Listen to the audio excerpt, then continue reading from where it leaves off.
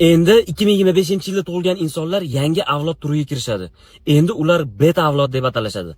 Prognozlarga qaraganda ushbu avlod 22-asrda ham hayot bo'lishi mumkin ekan.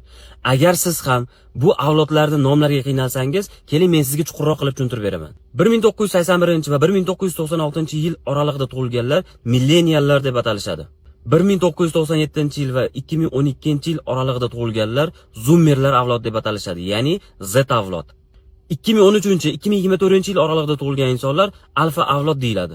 Va aynan hozirgi yildan boshlab va 2034-yilgacha tug'iladigan insonlar bu beta avlod deb yuritiladi. Agar siz zoomerlar va alfa avlod ancha aqlli bo'ladi desangiz, qattiq adashishingiz mumkin. Sababi beta avlod umuman boshqa urovda katta bo'ladi.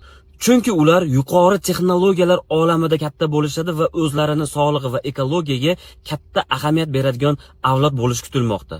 Faqat bu avloddan boshlab sun'iy intellekt texnologiyasi oddiy holat bo'ladi. Ya'ni sun'iy intellekt bilan ular birgalikda katta bo'lishadi va faqatgina bu avloddan boshlab ularni o'smir paytida gumanoid robot ularning do'sti bo'lishi mumkin. Lekin aynan shu avlodda shu paytgacha hech kimda uchramagan depressiya, stress, yolg'izlik, halovatsizlik uchrashi mumkin. Buning asosiy sababi esa ular o'zining asosiy vaqtini onlayn o'tkazishida.